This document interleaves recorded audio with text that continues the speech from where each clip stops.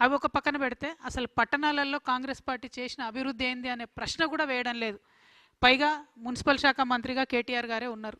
అంతకుముందు నేను మున్సిపల్ శాఖ మంత్రిగా మొత్తం అన్ని మున్సిపాలిటీలని తీర్చిదిద్దినా అని చెప్పినటువంటి కేటీఆర్ గారు మరి అలా 16 స్థానాలు వచ్చినాయి, 17 స్థానాలు రాగానే మాకు ఈ మాత్రం వచ్చుడే ఎక్కువ, ఆనాడైతే కాంగ్రెస్కి అది కూడా రాకుండా చేసినాం మేము అని చెప్పి ఆయన చెప్తా ఉన్నారు. అంటే ఒక విచిత్రమైన స్థితి ఈ రాష్ట్రంలో నెలకొన్నది. డెఫినెట్గా ఈ రాష్ట్రంలో ప్రజలు మాలాగా కొత్తగా ఒక మంచి ఎజెండాతో వచ్చే వాళ్ళకు స్వాగతిస్తారనేటటువంటి విషయాన్ని నిన్నటి ఎన్నికల ఫలితాలు రుజువు చేసినాయని చెప్పి నేను బలంగా నమ్ముతా ఉన్నా. At the same time Congress party గౌరవ ముఖ్యమంత్రి గారు నిన్న మాట్లాడుకుంటూ నేనే రాజు నేనే మంత్రి అనేటటువంటి మాట మాట్లాడినారు. అంతేకాకుండా నేను 10.5 సంవత్సరాలు నేనే ముఖ్యమంత్రిగా ఉంటా, నాకు ఒక 6 నెలలు బోనస్ వస్తుంది అంటున్నాను. 6 నెలలు మీకు బోనస్ వచ్చడేమో కానీ రైతులు బోనస్ రాక ఏడుస్తున్నారు అక్కడ. ఆ ముచ్చట మాట్లాడండి ముఖ్యమంత్రి గారు మీరు. ఇంకో పక్కనేమో రాజగోపాల్ రెడ్డి గారు మంత్రి పదవి ఇస్తావా లేకపోతే ముఖ్యమంత్రి పదవి గుంజుకోవా అని ఆయన సవాల్ చేస్తుండు, బస్తీ మీద సవాలని. ముందు ఆ పనులు చూసుకోండి మీరు. ఈ రెండిటికన్నా ముఖ్యమైనది ఏంటంటే మీరు ప్రజలకు ఇచ్చినటువంటి వాగ్దానాన్ని దయచేసి దృష్టి పెట్టండి. బీఆర్ఎస్ పార్టీ అట్టర్గా ఫెయిల్ అయింది కాంగ్రెస్ పార్టీ యొక్క తప్పుల్ని ఎక్స్పోజ్ చేయడంలో. అందుకే కాంగ్రెస్ పార్టీకి ఈ మున్సిపాలిటీస్లో బెటర్ రిజల్ట్ వచ్చిందని నేను అనుకుంటా ఉన్నా. లేకపోతే ప్రజలు మాత్రం ఆల్టర్నేట్ లేక వేసిరు తప్పితే ఉండి కాదు. ఇక సరే మనం రాజకీయ శక్తిగా వస్తామనగానే బీఆర్ఎస్ పార్టీ నుండి అనేక మంది సోషల్ మీడియాలో కావచ్చు ఇంకో చోట కావచ్చు రకరకాలుగా ట్రోలింగ్ చేస్తూ ఉన్నారు. వాళ్ళందరికీ నేను ఒకటే మాట చెప్తా ఉన్నా, ఎట్ సిర్ఫ్ ట్రేలర్ పిక్చర్ బాకీ. సో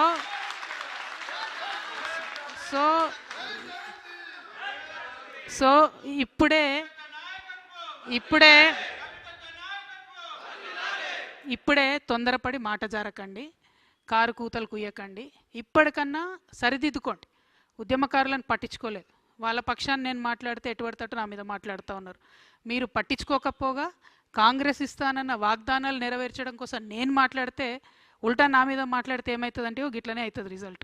కాబట్టి సరి చేసుకోండి, మీ పద్ధతులు సరి చేసుకోండి, ఆరోగ్యన్స్ తగ్గించుకోండి, ప్రజల మధ్యలో ఉండే ప్రయత్నం చేయండి. At the same time Congress పార్టీని కూడా మేము డిమాండ్ చేస్తూ ఉన్నాం, ఏవైతే హామీలు మీరు ఇచ్చారో అవి నెరవేర్చడానికి మీకు ఒక అసెంబ్లీ వస్తూ ఉంది. ఇప్పుడు అసెంబ్లీ పెడతా ఉన్నారు బడ్జెట్ సెషన్, అందులో అన్నీ కూడా మీరు హామీలు నెరవేర్చాలని చెప్పి నేను కోరుతా ఉన్నాను. ఇంకొక విచిత్రమైన పరిస్థితిని మనం గమనించాం. ఇక్కడ ఒక్కొక్క మున్సిపాలిటీలో ఒక్కొక్క రకమైన పొత్తు, కానీ మేజర్ మున్సిపాలిటీలలో మాత్రం నార్త్ మొత్తంలో కూడా బీజేపీ బీఆర్ఎస్ అన్నట్టుగా కనబడుతూ వచ్చింది. సౌత్ మొత్తం కాంగ్రెస్ ఎక్కువ కనబడ్డది. నేను ఇదివరకు కూడా చెప్తూ వచ్చిన నా పొలిటికల్ అబ్జర్వేషన్ ప్రకారం బీజేపీ బీఆర్ఎస్ పొత్తుకు ఇది తొలి మెట్టుగా నేను భావిస్తూ ఉన్నా. మరి ఇక్కడ నుంచి ఎట్లయితుంది ఏంది అన్నది అబ్జర్వ్ చేస్తూ ఉండాలి, కానీ తొలి మెట్టుగా నేను భావిస్తూ ఉన్నా. ఇంకొక మాట కూడా నేను చెప్తా ఉన్నా, నిన్న కేటీఆర్ గారు మాట్లాడుతూ సిపిఐ పార్టీ కార్మికుల హక్కుల కోసం బాగా పనిచేసింది కాబట్టి కొత్తగూడెంలో నేను ఓపెన్ ఆఫర్ ఇస్తున్నా అని చెప్పారు. అంటే బీఆర్ఎస్ పార్టీ ఎంత దుస్థితికొచ్చిందంటే, మనం ఇదివరకు సిపిఐ సిపిఎం పార్టీని తోక పార్టీ అనేది బీఆర్ఎస్ వాళ్ళు, అంటే ఇప్పుడు ఆ తోక పార్టీకి తోకగా మారిపోయింది బీఆర్ఎస్ పార్టీ. వాళ్ళు అడగనే లేదు, వీళ్ళే ఓపెన్ ఆఫర్ ఇచ్చి మేమే ఇస్తాం పొత్తు అని చెప్తారు. కానీ ఇక్కడ నాకున్న అభ్యంతరం ఏంటంటే, సిపిఐ పార్టీకి సంబంధించి ఏఐటియుసి వాళ్ళు సింగరేణిలో అన్ని హక్కులను కూడా పొడగొట్టిరు. కార్మికులకు ఉన్నాయి, ఒకటి కాదు రెండు కాదు, లెక్క పెడితే ఒక 20 హక్కులు కార్మికులకు ఉన్నాయి, పోగొట్టిరు వాళ్ళు.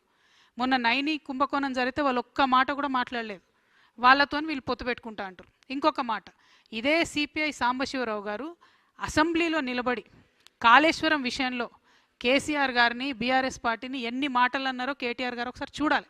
చూసినాక కూడా పొత్తు ఓపెన్ ఆఫర్ అంటే మరి ఆయన చేసిన ఆరోపణలన్నిటికీ బీఆర్ఎస్ పార్టీ ఒప్పుకున్నట్టు అవుతుంది.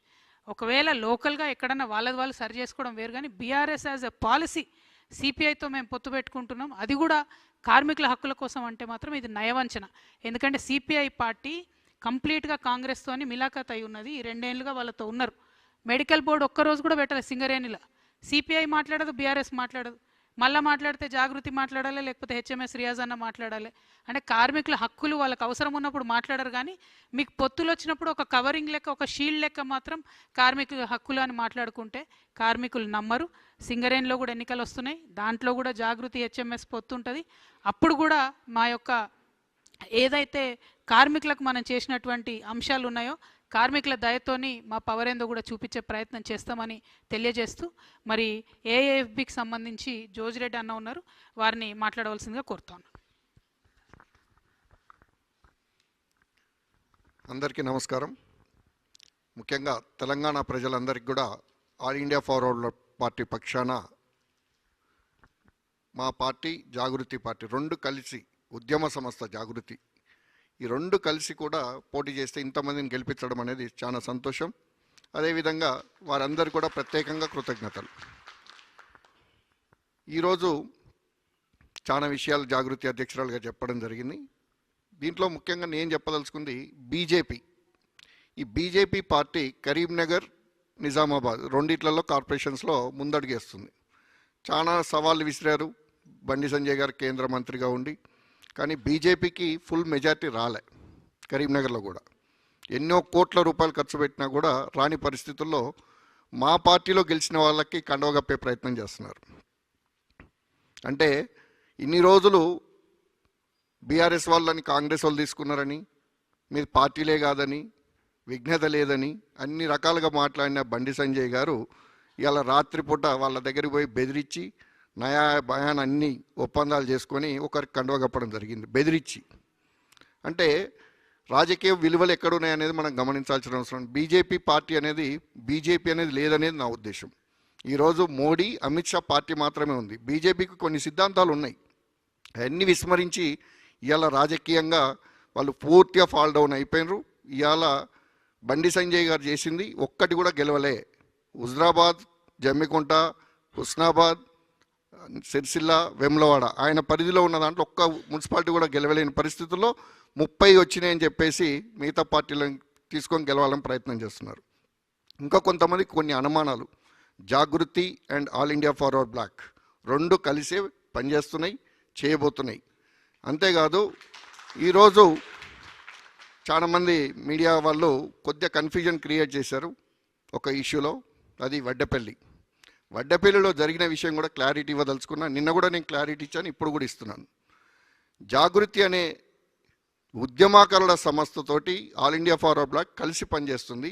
అందులో భాగంగా ఏది గెలిచినా ఇద్దరం గెలిచినట్టే, ఈ రెండు కూడా కలిపి గెలిచినట్టే తప్ప ఇంకొకటి కాదు. All India forward Bloc party అంటే చాలామంది నిన్న బండి సంజయ్ గారు ఒక స్టేట్మెంట్ ఇస్తున్నారు. ఆయన ఒక కేంద్ర మంత్రి, ఇండిపెండెంట్స్ అంట వాళ్ళు. ఆయన పుట్టకముందు, బీజేపీ అనే పార్టీ పుట్టకముందు 1939లో నేతాజీ సుభాష్ చంద్రబోస్ స్థాపించిన పార్టీ అది తెలుసుకోవాలి ఫస్ట్. ఇండిపెండెంట్ కాబట్టి మేము తీసుకున్నామని ఆన్సర్ ఇస్తున్నాడు ఆయన. ఒక రాజకీయ పార్టీయా లేకపోతే కాదనేది కూడా ఆయనకు తెలియనప్పుడు మేమేం చేసే పరిస్థితి లేదు. సో ఆయనది విఘ్నతగా వదిలేస్తున్నా. ఈరోజు చాతగాని బీజేపీ పార్టీ ఖచ్చితంగా చెప్పాలంటే కరీంనగర్లో కూడా ఓడిపోయినట్టే. ఆ 30 కోట్లు ఏదైతే ఖర్చు పెట్టిండో ఓన్లీ కరీంనగర్ కార్పొరేషన్ మీద, మేము కనుక తెలంగాణలో ఖర్చు పెట్టినట్టయితే ఇంకో 100-150 గెలిచేవాళ్ళం. మేము రూపాయి ఇవ్వకుండా, డబ్బులతో వ్యవహారం కాదు, సుభాషిజం అనేది